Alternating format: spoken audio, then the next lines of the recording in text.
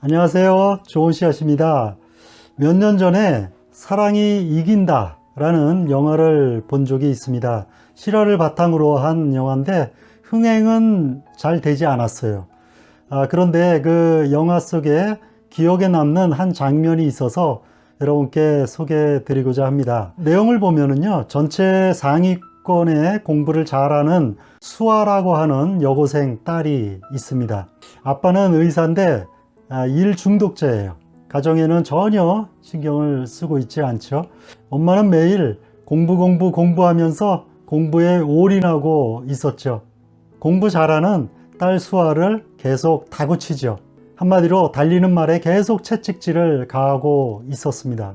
엄마한테 인정받고 싶었는데 수아는 전혀 행복하지 않았어요. 그렇지만 마음 잡고 정말 열심히 공부를 해서 전교 1등이라는 성적표를 받았습니다. 그리고 집으로 달려갔죠. 엄마한테 그 성적표를 내밉니다. 엄마는 그 성적표를 보고 수아의 깃방맹이를 내리치면서 그렇게 할 수 있었으면서 지금까지 왜 안 했어? 라고 야단을 쳤습니다.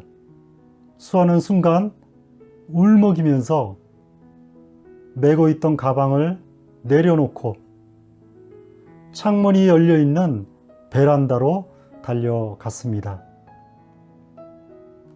너무 마음이 아팠어요. 부모의 양육 방식에 따라서 자녀에게 얼마나 큰 영향을 줄 수 있는지를 다시 한번 생각해 보는 그런 시간이었습니다. 계속해서 부모교육 시리즈가 이어지고 있는데요. 지난번까지 자녀와 함께 성장하는 부모라는 제목으로 생애 주기별 부모의 발달 과업 세 번째, 생애 주기에 따른 부모의 역할 변화까지 살펴봤고요. 오늘은 네 번째, 적절한 양육 행동이란 무엇일까? 그리고 다섯 번째, 부모 역할을 통해 성장하기에 대해 함께 나눠보도록 하겠습니다. 바움린드의 부모의 양육 행동 유형을 기준으로 보게 되면 부모의 역할은 두 가지입니다. 예정과 통제라는 겁니다. 다시 말해 사랑과 훈육이라는 거죠. 이것을 기준으로 4사분문이 나오게 되는데요. 부모의 양육행동 유형을 살펴보도록 하겠습니다. 첫 번째, 독재적인 부모입니다. 다시 말해 권위주의적 부모다 라고도 이야기를 하죠. 내가 말했지? 하라는 대로 하란 말이야 라고 이야기하는 부모를 말하는 거죠. 이 독재적인 부모, 권위주의적 부모를 두 가지 유형으로 또 나눌 수 있는데요. 첫 번째는 성취지향형 부모입니다. 무조건 1등, 무조건 100점, 무조건 이겨야 하는 거죠. 승부욕이 굉장히 강하겠죠. 앞서 말씀드린 사랑이 이긴다라는 영화에서 나오는 엄마와 같은 역할이 되겠죠. 두 번째 유형은 시한폭탄형 부모입니다. 술 한잔 걸치고 들어와서 온 가족들을 괴롭히고 폭력을 행사하고 했던 말 또 하고 밤새도록 화내면서 분노하는 그러한 부모들을 이야기하죠.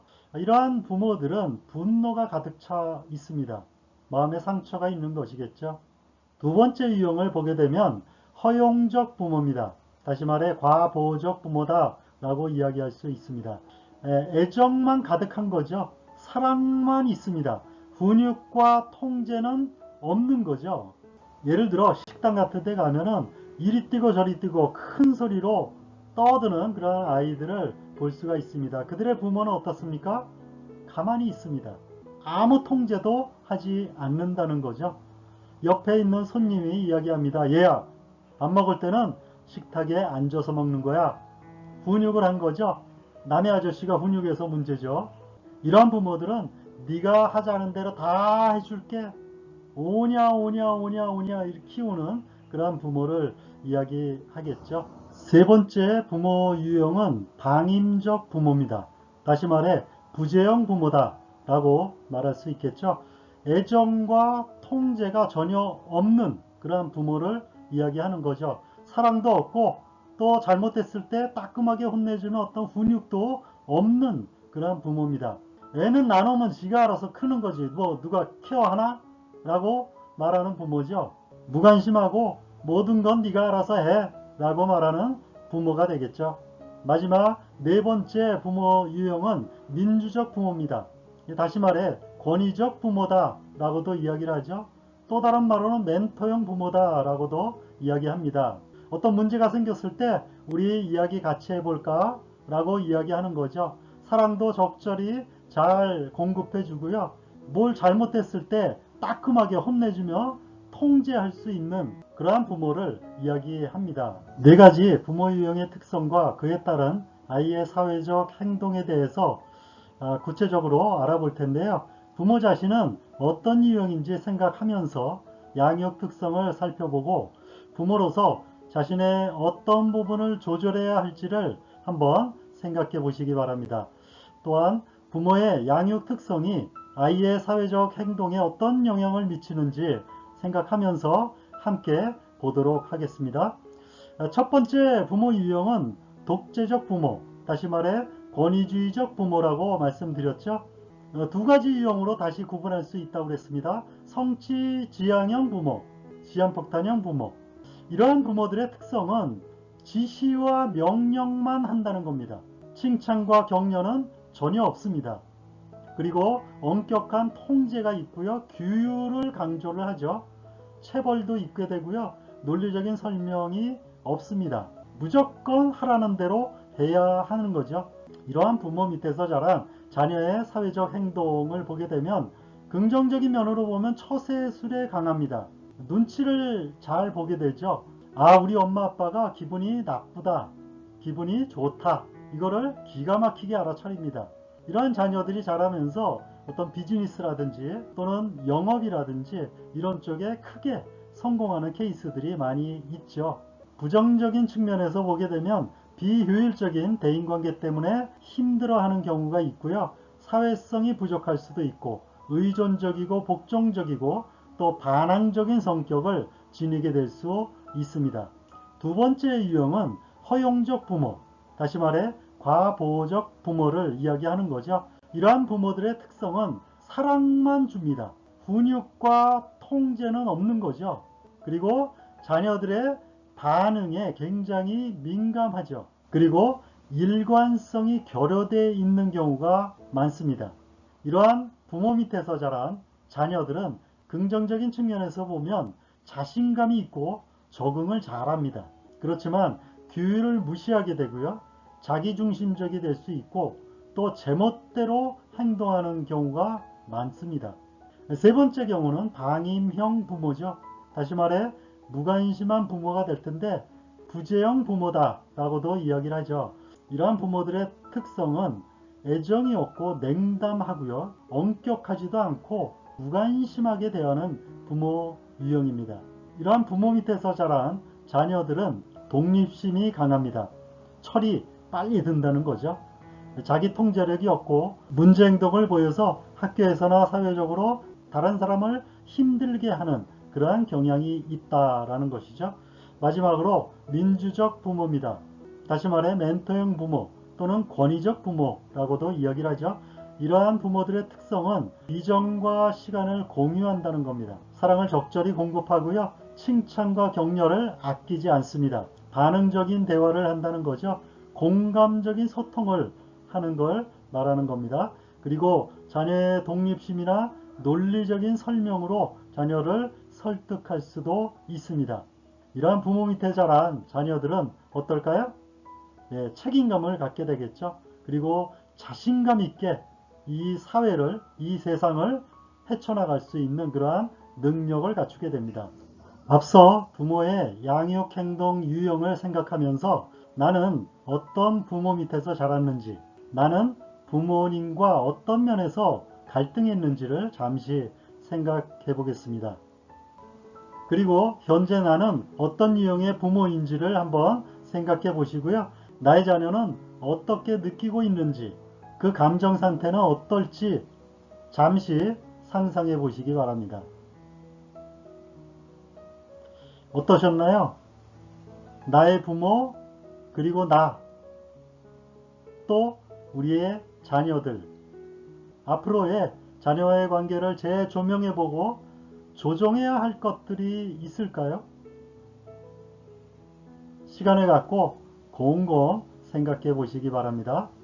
나의 성장기를 돌아보고 부모가 나에게 어떠했으면 내가 더 멋진 모습이었을 텐데 하는 것들이 있을까요? EBS 퍼펙트 베이비 행복한 아이 프로젝트라는 제목의 동영상을 보시겠는데요. 게시글에 링크를 참고해 주시고요. 동영상을 보시고 행복한 아이와 부모의 양육행동 유형에 관한 이야기를 나눠보시고요. 균형감 있는 양육을 생각해보는 시간을 가져보시길 권해드립니다.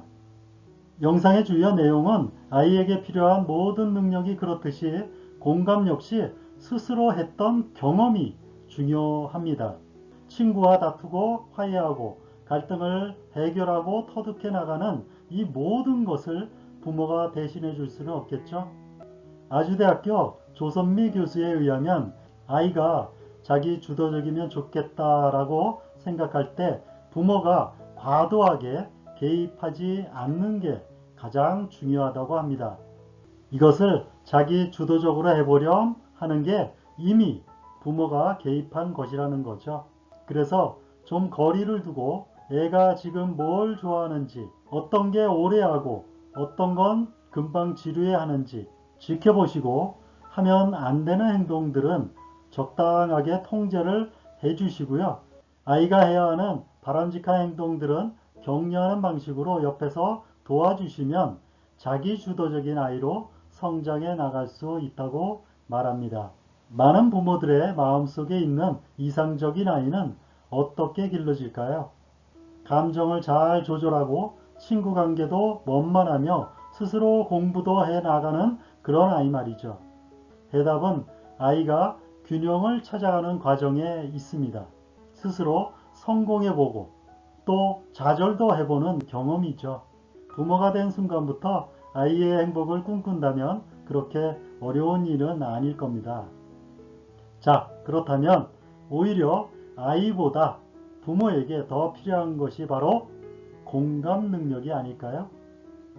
내가 아이라면 언제 가장 행복할까 하고 생각해 보는 거죠. EBS 마더 쇼크 부모 역할에 관한 영상을 보게 되면 모성이나 부성도 노력을 통해 길러지고 이러한 경험을 통해 성숙된다는 것을 알 수 있습니다. 부모들도 부모 역할을 하면서 성장한다는 거죠. 부모의 역할 수행을 위해 마음 자세를 점검하고 자녀의 발달을 경험하면서 우리도 성장하게 됩니다. 이러한 성장을 통해 부모로서 변화하는 자신의 모습을 관찰할 수 있게 되는 거죠. 완벽한 부모가 되려고 하지 않아도 괜찮습니다. 내 아이를 있는 모습 그대로 사랑하는 것, 그것이 부모의 진짜 역할이 아닐까요? 지금까지 생애 주기별 부모의 발달 과업을 요약해보면 첫 번째, 부모의 역할은 타고나거나 완벽하기보다는 자녀의 생애 주기별, 가족 주기에 따라 변화할 수 있다는 것을 인식하는 것이 중요하다는 거고요. 두 번째, 생애 주기에 따른 부모의 역할 변화는 자연스럽게 이루어지고 자녀의 생애 주기별 부모 역할에 대해 정확히 알고 각 발달 단계별 적절한 부모 역할의 변화를 갖는 것이 무엇보다 중요하다는 겁니다. 세 번째, 부모 역할은 애정과 통제에 있고 다시 말해 사랑과 훈육이라는 거죠. 그리고 네 가지 부모 유형에 따른 자녀의 사회적 행동에 결정적인 영향을 미친다는 것을 알아봤습니다. 네 번째, 마지막 두잉이죠. 우리가 머리로 알고 마음으로 느꼈다면 행동으로 옮겨야만 내 것이 된다는 것입니다. 행동하지 않는 지식은 아무 소용이 없는 거죠. 예를 들어 자녀를 키우는데 이것만은 하지 않겠다 결단하시고요. 실천해야만 한 단계 성숙된 그러한 부모 역할을 할 수 있게 될 겁니다. 지금까지 큰 제목으로 자녀와 함께 성장하는 부모 중에서 생애 주기별 부모의 발달 과업에 대해 5가지 주제로 나눠서 알아봤습니다. 수고하셨고요. 오늘도 파이팅 하시고 행복하세요.